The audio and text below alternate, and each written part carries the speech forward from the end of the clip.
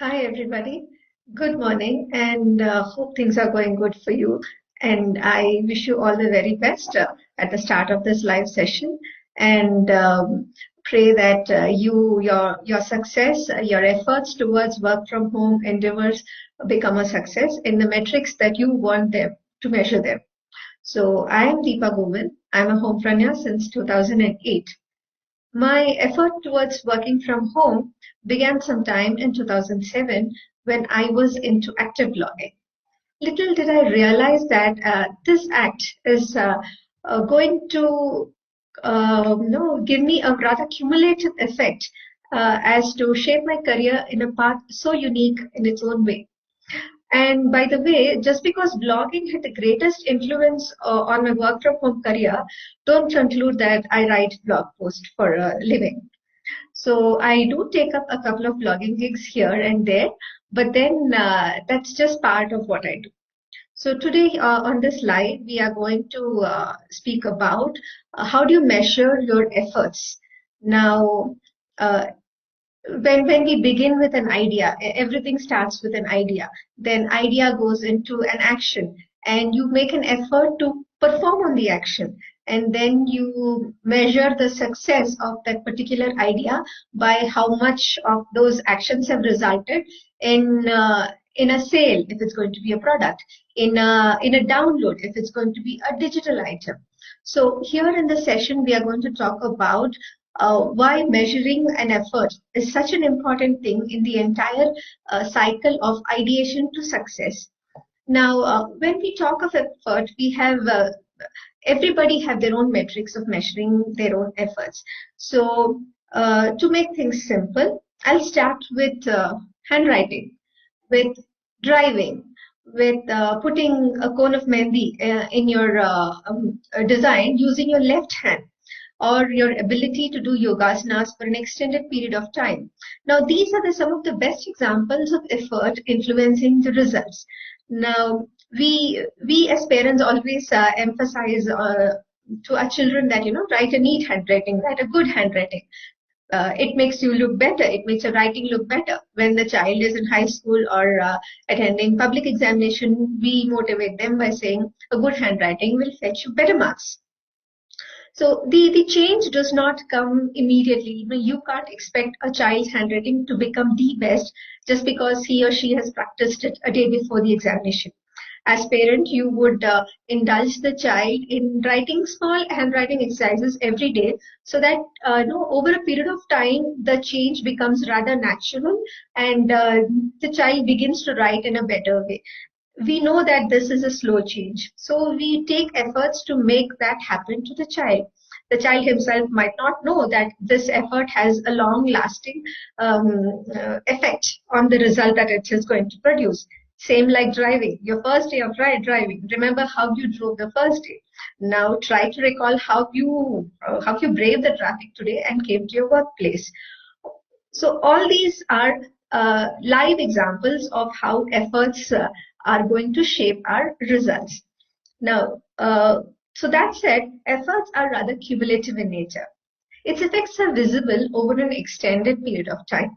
Today we are here to discuss the metrics that can help our measure our efforts.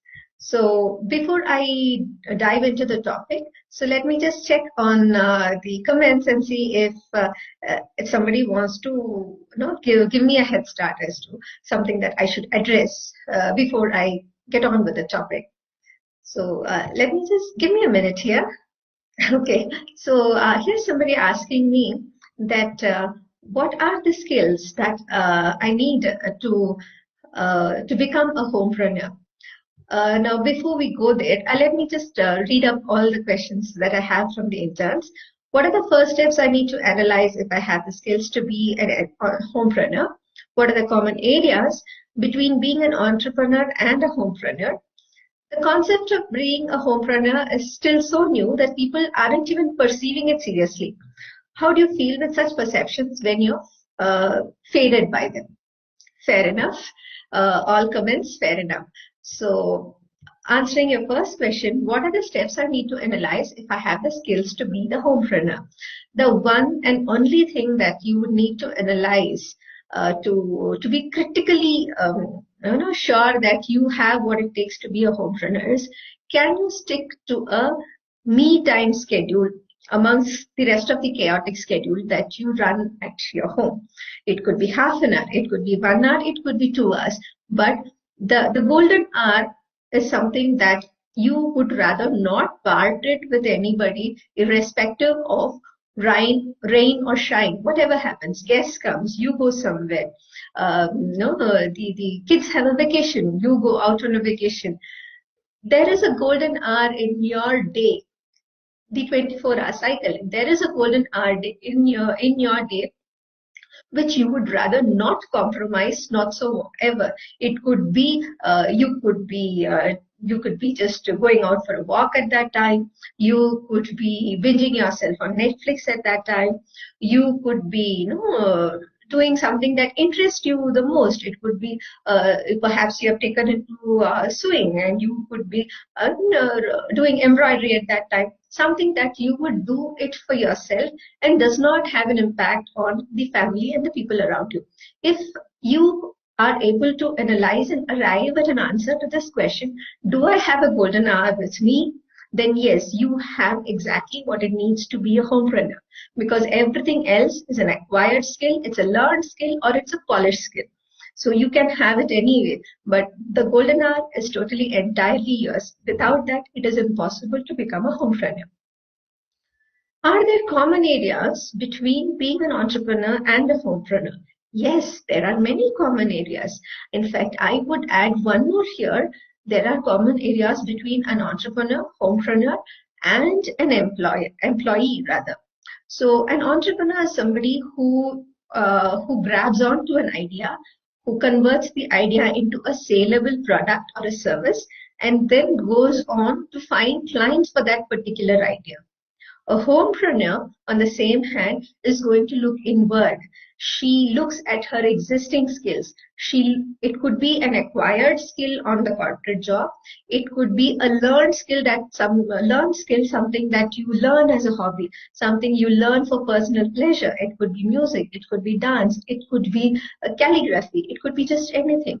So a homepreneur ideally taps onto her inherent skill, whether it's learned on the job or whether something that she's learned for her own personal pleasure, and converts it into a saleable idea. An employee is a home-based employee is somebody who would dedicate this particular skill to one particular employer. A homepreneur would ideally have multiple clients, much like entrepreneurs who service multiple companies and clients. So homepreneur also service multiple clients. An employee, on the other hand, is on payroll to a particular employer, and they remain loyal to the employer. There are no good or bad about it. It's all a matter of reason. Everybody has a reason to be where they are. So we will just leave it at that. And coming to the third one that our interns have asked, the concept of being a homepreneur is still so new that people aren't even perceiving it seriously.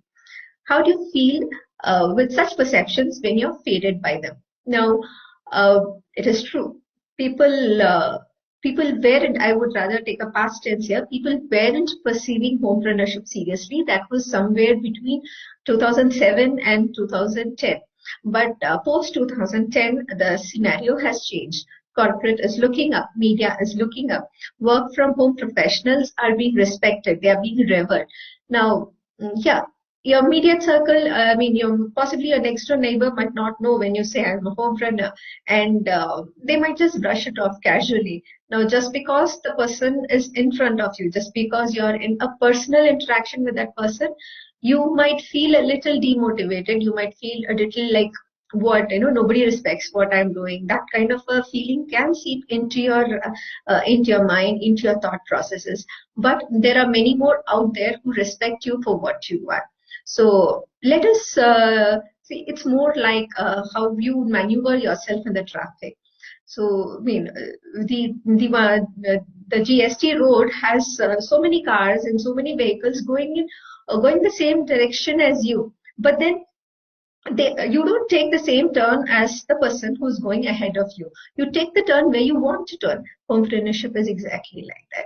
You listen to everything around you, but you grasp, you pick information only that is relevant to you, that is going to be of useful to you. Relevance, as in servicing, providing service as a skill, service to a client.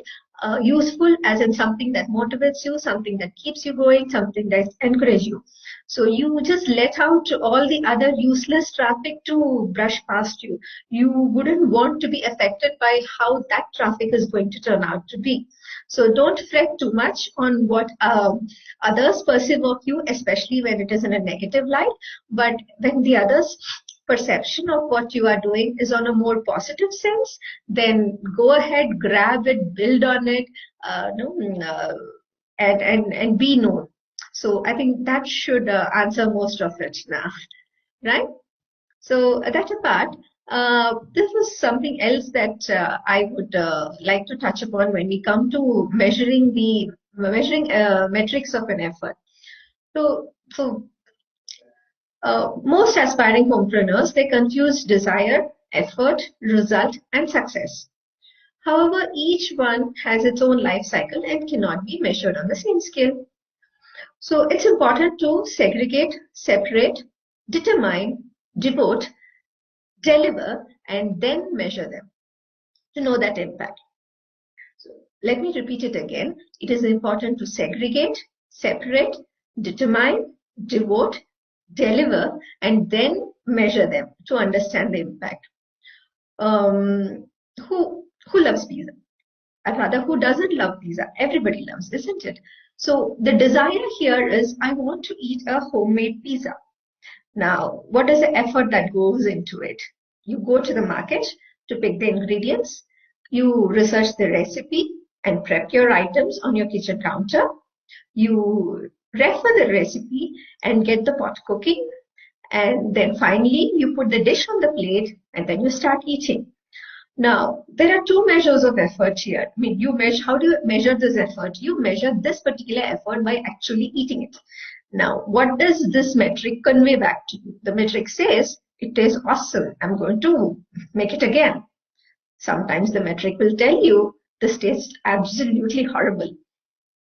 Now, it is your choice at this point to decide, do you want to stop making this effort, or do you want to continue the effort on a different scale, saying that I will have to do it differently next time. This is what separates or differentiates a regular, somebody who has nothing else to do to somebody who's actually making an effort towards working from home, towards becoming a homepreneur. Your efforts have given you two metrics to reflect upon. One, it tastes awesome. The choice is very obvious. I'm going to do it again. The second metric says that the pizza that you just made all by yourself is absolutely horrendous. It's horrible. Now, would you want to try it again with a change in your recipe, with a change in the ingredient, some change incorporated so that it doesn't taste exactly like how you're tasting now? It could be better, it could be worse, but at least you know what not to do, or rather how to take it forward. You will get a sense of direction. The result of this particular exercise is a homemade pizza. The measure of success here, mind you, what we just discussed was a measure of effort, whereas the actual measure of success here is you get the confidence to volunteer to make a huge batch of homemade pizza for the next family gathering. Or let's say you're inviting the entire gang, your kids' gang, into your home for a birthday party, and instead of sourcing pizza from out, you are going to make them a very healthy homemade pizza. Now, that is a measure of success. So the measuring your efforts will give you the confidence to determine your success and deliver it on the plate to the client. No, this is just a dish of pizza. Pizza makes us happy, pasta makes us happy, cheese makes us happy. Now, imagine if you can come up with similar efforts, similar metrics that will measure your own efforts, then wouldn't that be great towards your work from home career? What say? Isn't it? So that's pretty. So I was still wondering now, how would somebody who is into a service-based business, like let's say somebody has taken writing, how would that person measure the effort? Now, a person who is first looking into writing, the effort would be measured as it's not about how many articles I write a day. It's not about how much of a research I can do it in a day. Your first draft is your first measure of effort. Proofreading them again, checking for typos, uh, doing formatting, like giving the right headings. Perhaps it's too wordy, you might want to condense it into a bullet points, or it's too texty and you might want to have an image that reflects the intent of the text, and you go about sourcing such image, or even better, you prepare some image out of your own text. Then that is a measure of effort. You could pass along multiple rungs of measures while measuring your effort. But at the end of it, you deliver it to the client once, and the client says, I don't require any revisions. This is just right for me. That is your measure of success. Should the client say, okay, now I might need one minor revision where could you please include my product name in this paragraph? That is a measure of success.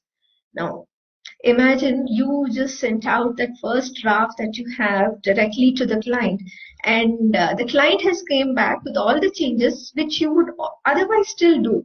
Then in that case, wouldn't it look bad on you as a service provider? That that metric is not about success. That metric is more about, the client. You give the feeling to the client that, okay, this person, Deepa's writing is not really up to the mark. Looks like I have to ask multiple revision. Now, it's because that is perceived as failure by a service provider.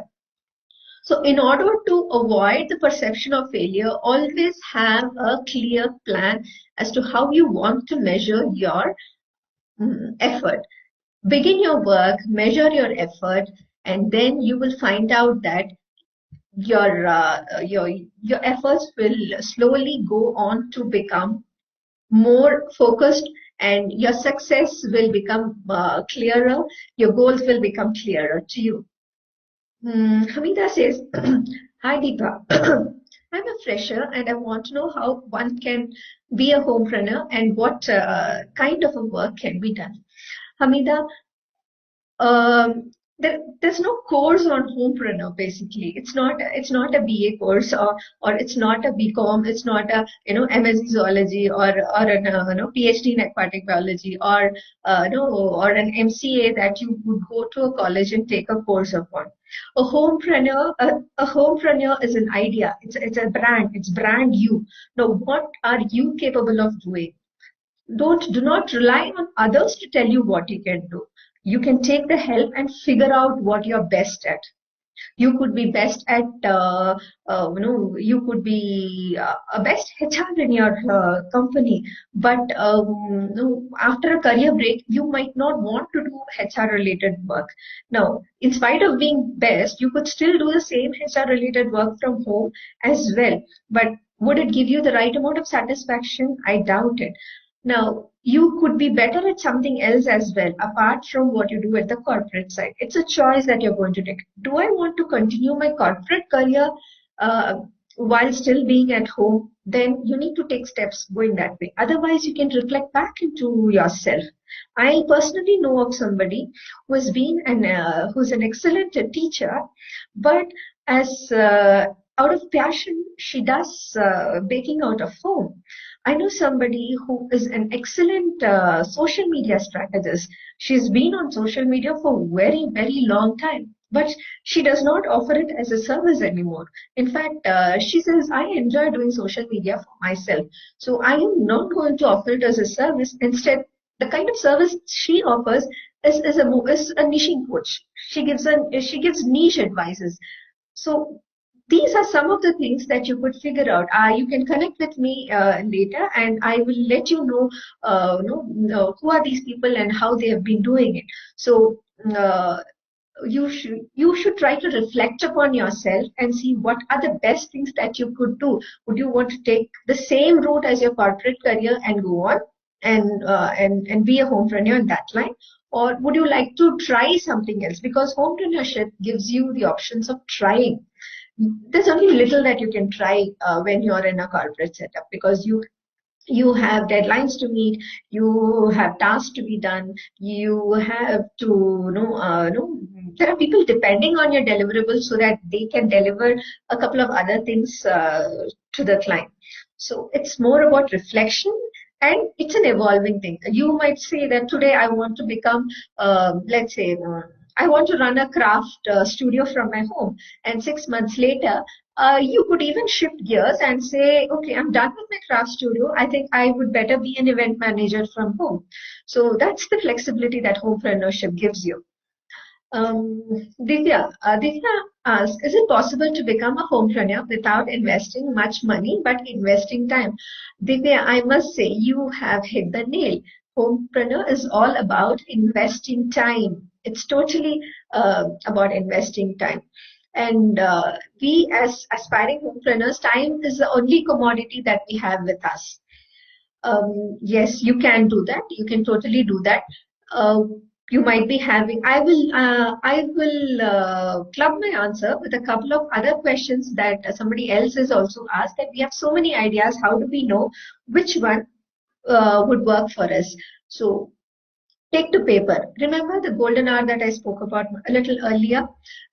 On those golden hours, take to a pen and a paper, put your ideas in paper, and invest your time in researching these ideas. You give yourself a timeline: 2 days, 3 days, a week.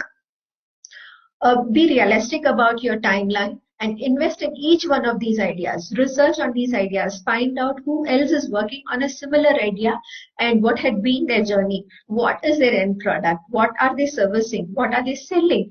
And how are they selling it? Don't come to any judgment as of right now. If you're having 3 ideas, invest 1 day for each. And at the end of 3rd day, consolidate all your research and then ask the same question again. Whichever stands out to you, you should probably pursue that. Again, it is not written on stone. You can go ahead and shift gears anytime. But shift a gear only after you have tried and tested it out. Not on hearsay, not because somebody says, this is not going to work. Or oh, everybody does that. What is it that you want to do? I mean, why would somebody want to do? Do not base your decision on what you hear or what you read. Base your decision on what you understand out of it. Sushmita asks, I have never worked on a company before. I got married and I have school-going kids. Can I become a homepreneur now? Definitely, Sushmita. To be honest, I started off as a homepreneur. So my journey started with blogging. Homepreneurship didn't occur to me at that point in time, but I was blogging rather voraciously.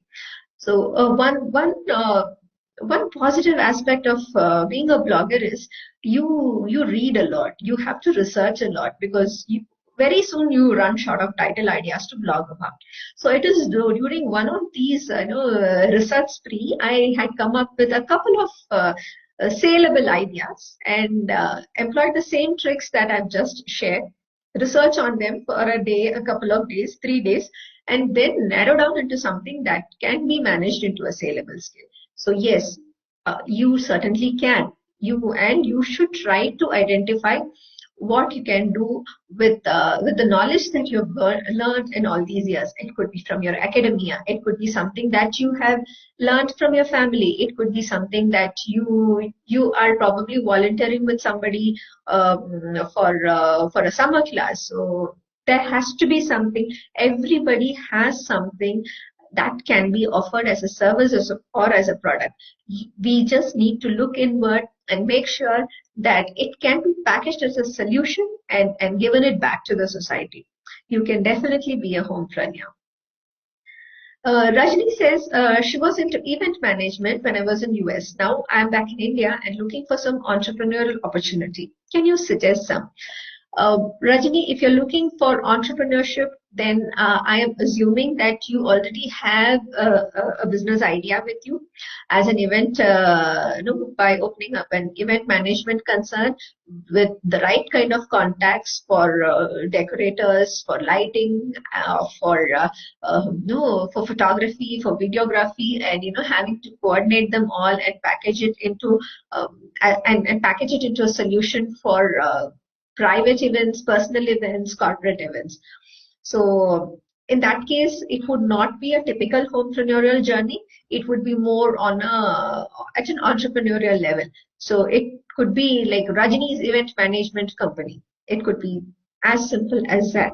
So if this is what you desire, then you should certainly look into that direction and take efforts and make sure to measure your effort each step of the way. Measuring the success is the easy part.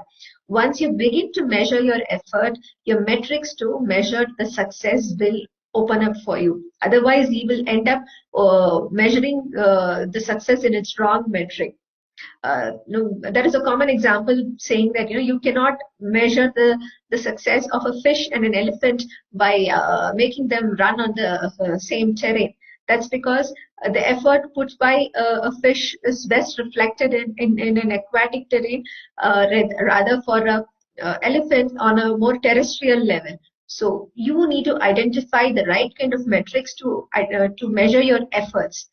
Once that gets clearer, once the cloud settles at that, once the cloud clears away from your efforts, then your success will begin to shine on you.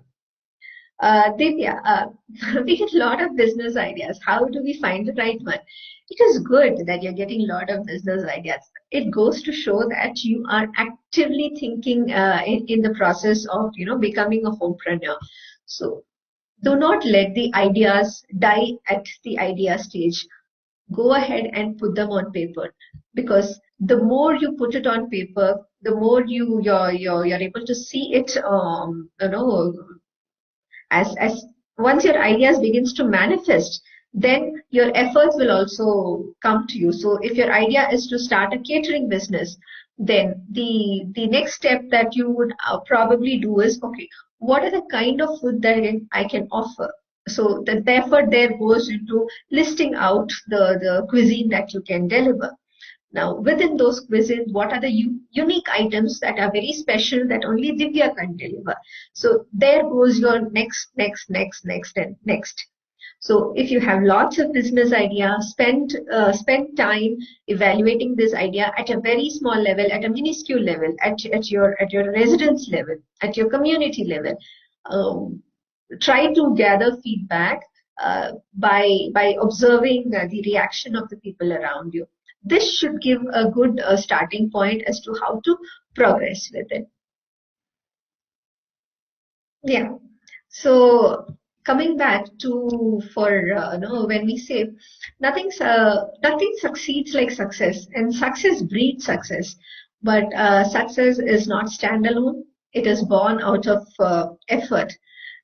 So I would like to come back to how effort makes such a big impact and importance in measuring our success.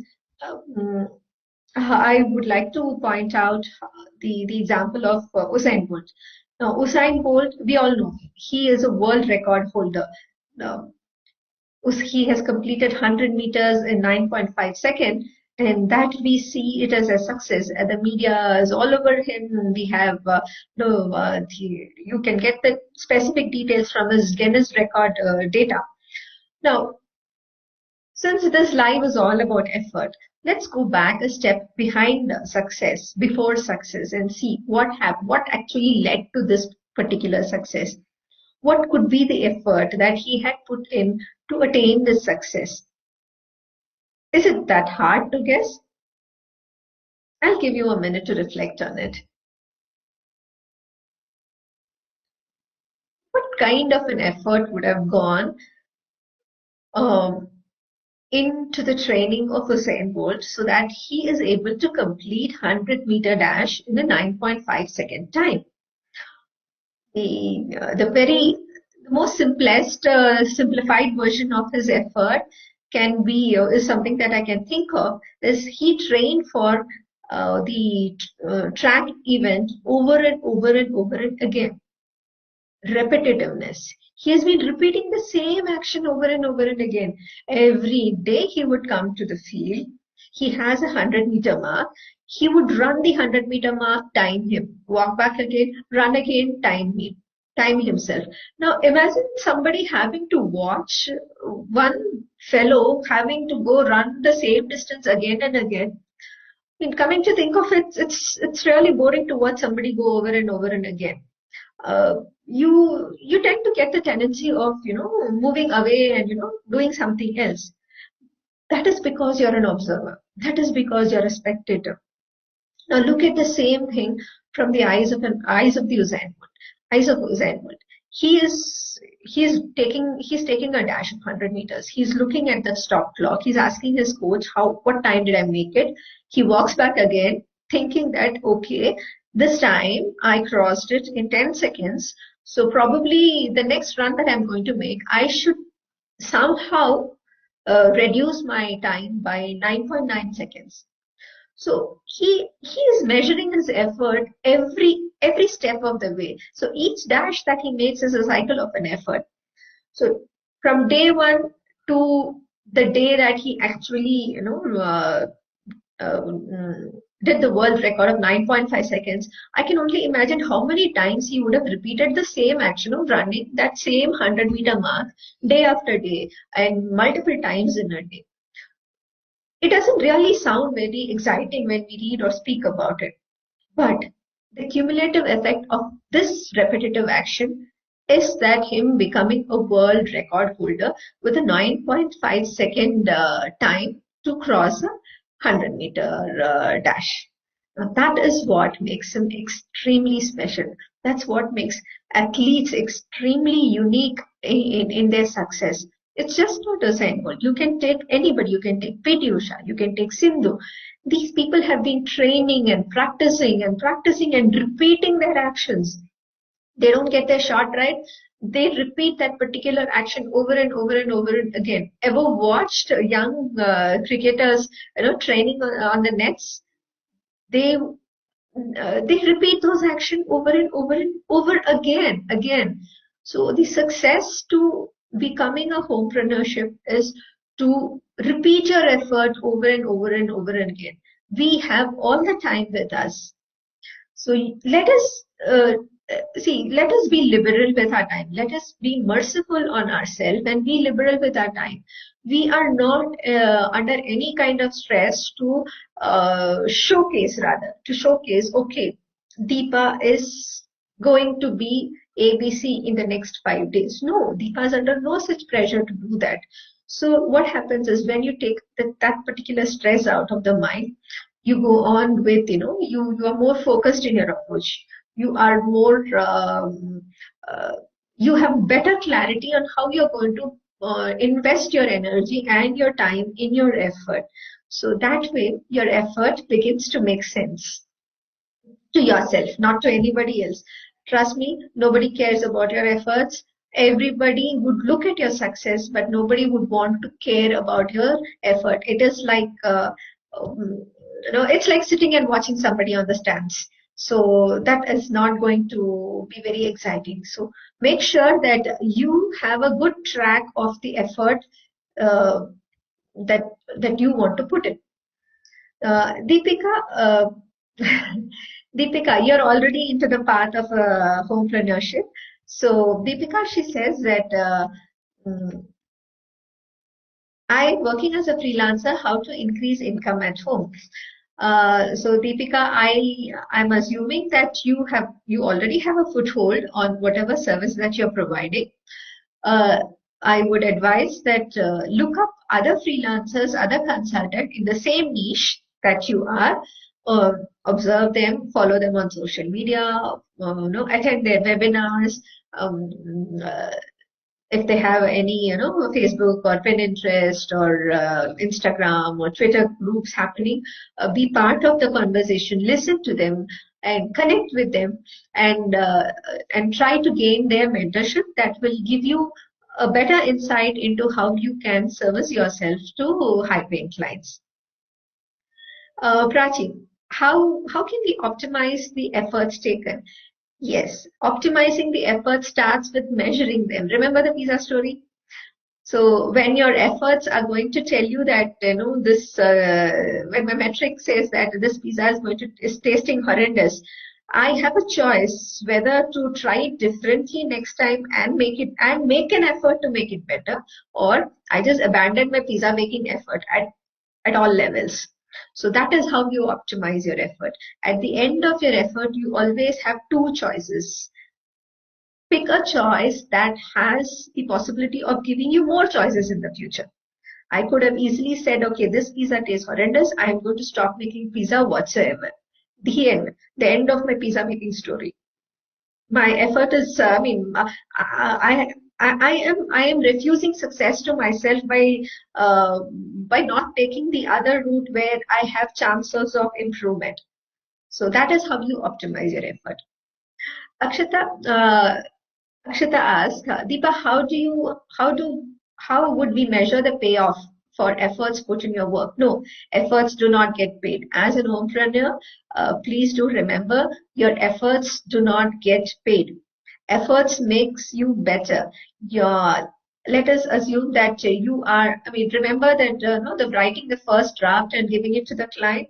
You could have spent, let's say, 5 days, drafting, revising yourself, doing a review with a trusted colleague and re-revising it. And from text, you have gone into a combination of text and images, and you have put the relevance links. So from how your content has shaped from draft 1 to the draft that gets submitted to the client, it could have gone through close to 8 to 10 iterations.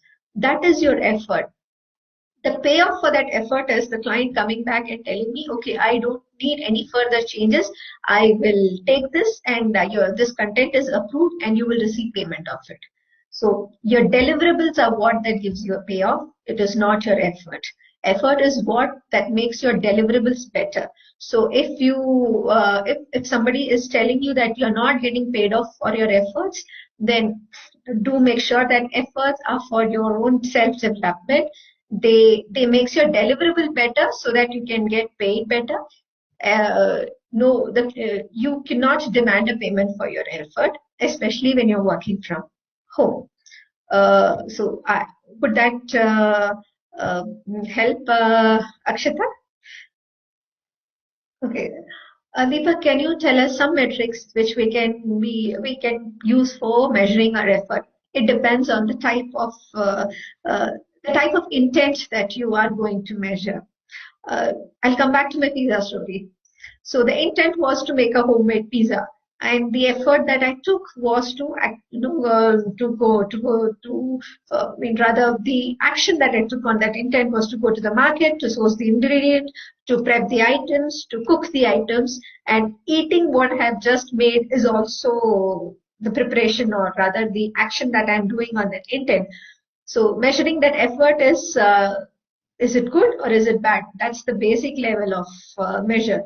Now, if you can give me some examples, as in writing is a common thing where, if there are typos, the metric is you need to measure your effort on the first draft by checking for typos. That would be a metric. If you're a baker, your effort on the first cake would be to check, is it soft enough? Is it fluffy enough? Did I put a little too much of egg, or did I put a little less of a baking powder? So it's more about how it's very unique to the intent that you're trying to work upon towards success. Let's say that you are trying to let's say you are a graphic expert and you're trying to learn a new tool, something that's not taught in colleges, something that's not taught in graphic schools. So your effort there would be you're able to replicate a particular effect in a photograph. It could be the blur effect. It could be you could take up a simple raw photograph and give it a nice framing with a good watermark that is not intrusive. You might be good at doing it at a tool like Photoshop, which is very comfortable for you, but you're trying to learn a new tool, let's call it, could be Photopea or Pixel, then you try to you replicate the similar effect in a new tool, and and when you compare the ones that you do excellently in Photoshop and the ones that you've just learned in a new tool, you're able to compare it. And if you can pinpoint the differences between the deliverables here, then that is a measure of effort. So a measure of effort, the whole story of being a homepreneur is to look inward and be highly critical of yourself without affecting your emotional balance, despite being the critical nature of it. So that is how you go about measuring the effort. It can get a little abstract as we talk more about it, but trust me, it's not very difficult to measure your effort. Have your intent right. I mean, don't go about generalizing everything. Try to pinpoint on the very basic idea or very basic deliverable that you're planning out of that intent. So you have an intent which needs to be followed by an action, or rather a set of action. These set of action will give you the metrics for the efforts that you want to measure, and use these metrics, and then you pick a path for your success. That is how you pave your own path to be a homepreneur. I trust that this would have I trust that these help you with some kind of insight to start on yourself without depending on anybody to tell you what to do. A homepreneur never depends on anybody to tell herself what to do. She listens a lot, she observes a lot, and she makes sure that there's no shame in asking. You can totally ask, you can totally convey, you can take in all the suggestions, but you know yourself better. You understand your golden hour. Keep a golden hour for yourself and make sure that every day you measure the effort taken for that day. So today I have made an effort to connect with you all on this webinar. Now, how do I measure this effort? I measure this effort by the number of questions you're asking, and I also measure this effort with how difficult it is for me to respond to you, or how easy it is for me to respond to you. So that is how I measure today's effort. Now, is today's effort a success or not? How do I measure my success there? My measure of success here would more be one of you coming back and telling me, Deepa, the metrics of effort worked out for me. It really helped me. Then that is a success for you. When somebody says it did not work out for me, I did not understand a word of what you have just said to us, then I am probably not really successful with that particular person. Then I might have to rethink and redo my title next time when I'm connecting with you. So there is an intent which has to be followed by a set of actions, and the actions culminate into an effort, and the effort will open up its own metric for you to measure. Do not be afraid to repeat your effort. The more you repeat your effort differently each time, the more likely you are to get into a path of success. I wish you all a very lovely day ahead and more success to your work from home endeavors. See you. Bye.